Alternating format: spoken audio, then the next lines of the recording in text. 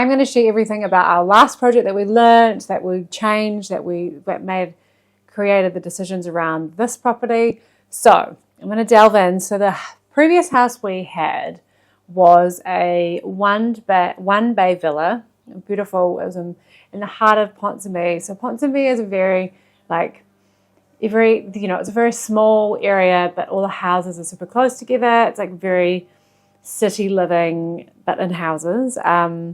And so the properties are a lot smaller. The houses have got so much character. Our one, especially when we bought it, honestly, it had been a flat for a really long time.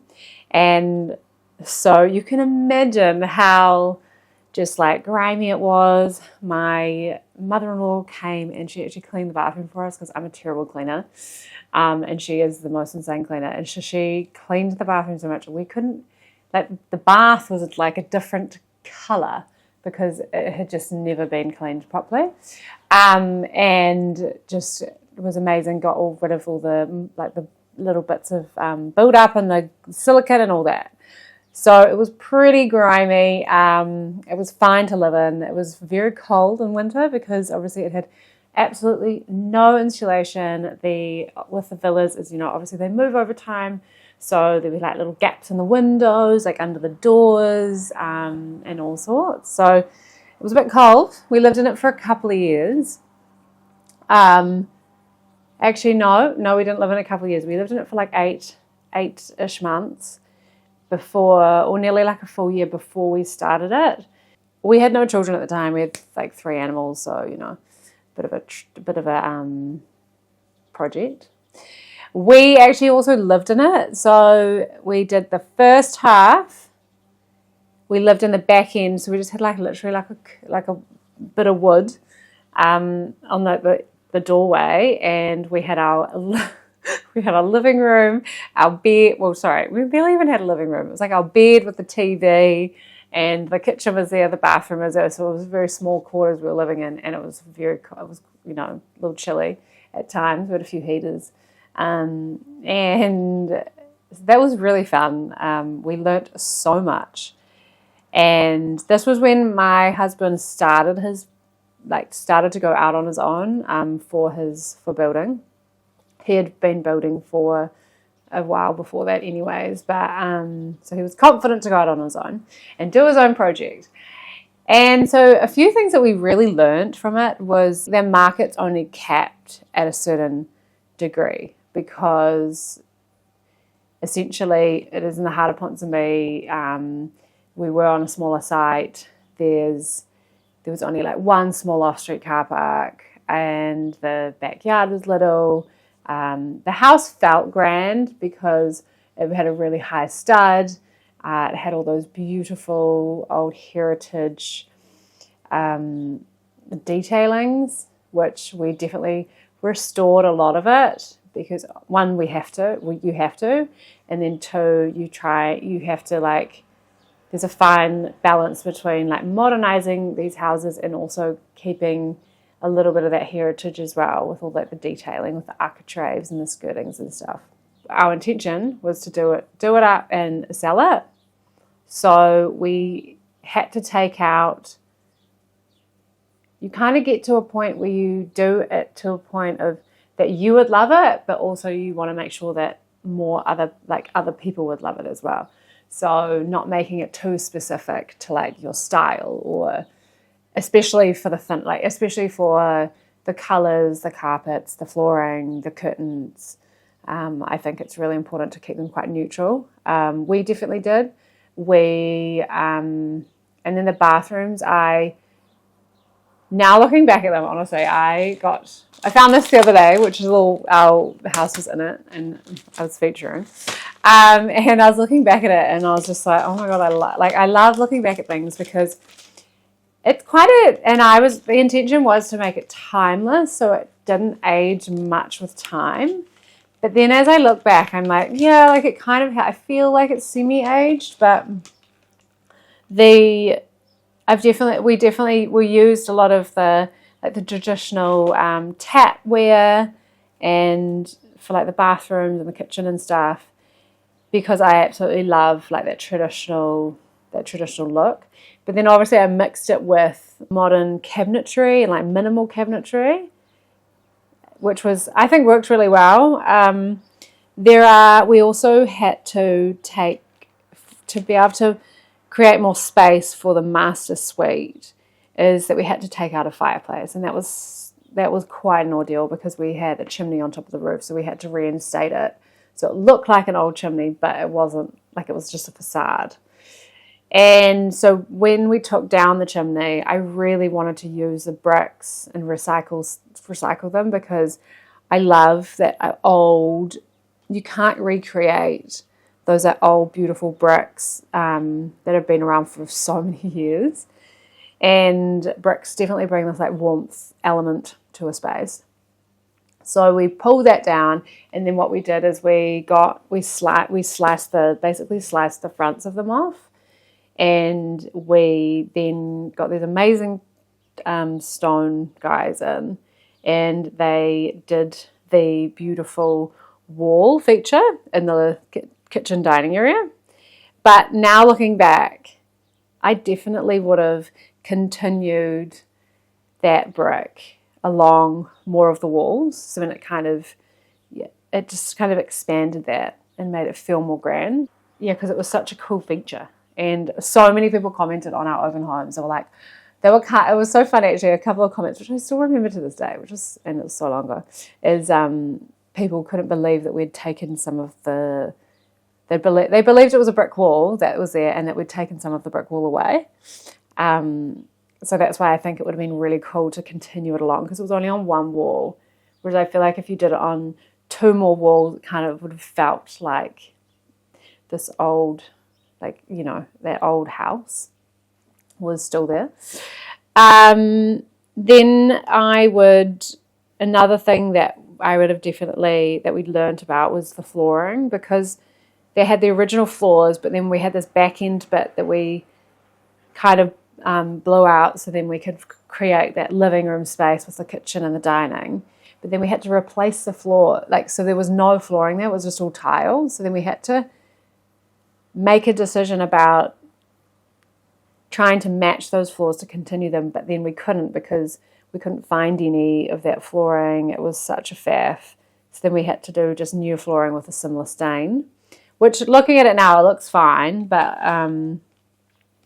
and it kind of creates a segregation between like the kitchen area and then the living. But I think for looking now, I'm like kind of grateful that for this house we will have to replace the floors, because there's about 4 different types of flooring in this house. So, which is good. But you know, there is a positive. I always look at the positives, because you know, there's always a solution. And also I would definitely, in that living space, because we had a slanted roof, definitely taking up those, trying to make, even putting bigger doors in would have been so much nicer. But I think we couldn't, because of the, we couldn't because of the bracing stuff. So that was just a couldn't do thing. But then I should have pushed up the curtain rails so they were like just below the ceiling, to just make that feel more grand in that space. I still personally really love the kitchen, because there's so many layers to it. It was a really interesting kitchen. We worked with a kitchen designer, but I basically designed the whole kitchen, and then she kind of just had to create it and, you know, measure and all that jazz. But next time, I would definitely take the cabinets right to the ceiling. I probably wouldn't do black. I would maybe like switching those colors around maybe, so it's lighter at the top. And what else would I like to share with you? Yeah, the one biggest decision we made was that brick, and I think hands down it was the best decision ever. One thing that we didn't do is we didn't put much effort into the garden, and that was kind of, there wasn't a lot to work with, but I think we could have really improved on it, like softened up the garden a bit. It was very like straight lines everywhere, and now looking back, with this place, we will definitely do some sort of softening stuff, not so many straight lines everywhere. It's a bit more feng shui and it makes it feel more beautiful. So what we're doing differently here is, because when we sold that house, we found this place, we came for a viewing, and we just knew, we like had this instinct, we were like, this is the house. Tom always looks at, obviously, the bones of the house, the structure stuff, and then, so he was like, this is it. There's, because the road level is at our second level, and then so we can add underneath, so without disrupting the look of the house, and also the cost of digging out really helps to be able to create more floor space within the house. This one is obviously a bigger project, so it is our most ambitious project yet, but that's fine. So we have definitely we did out more of our research before going to the architect. We have our checklist and basically we wanted the architect to maximize tick as many of those boxes as possible. And I think he's done a really good job. We are going to have a meeting with him next week. I also wanted to touch on that project our previous project that we did together, because we were so new to it. Oh, that's right. I also did a coloured hallway, which I probably wouldn't do again. So that's just that I would not do that again. Don't recommend it. Especially because the only reason why is because our hallway was so dark. Like, it was the darkest space in the house. So by making it wasn't a dark colour, it was like a soft greeny colour. But because it was like that, it felt a little bit darker. Instead of doing the darker hall, like the colour in the hallway, I'd probably just put more effort into extending out that brick, and having that one feature of the house. I think it's really important. When you have too many big features, I think they kind of like compete with each other in an interior space and that feel. So definitely for this next project, we are going to be incorporating brick, whether that's going to be a new brick, obviously, because we've got a couple of fireplaces, but they don't have enough. They're not exposed. They've been painted lots and stuff. So we're going to be definitely incorporating the brick on the exterior as well as interiorly, which I think will look insane.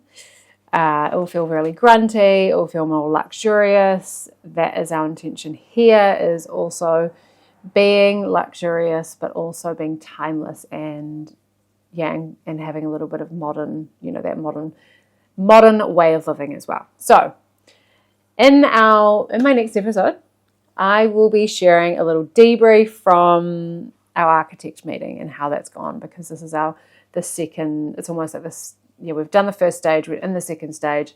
We have made some tweaks. He's gone back to make some more tweaks, and then we can price off those plans, the next set of plans. And that is why it's really important before you even go to your architect, you have a really clear idea. You have your clear checklist of what the house needs.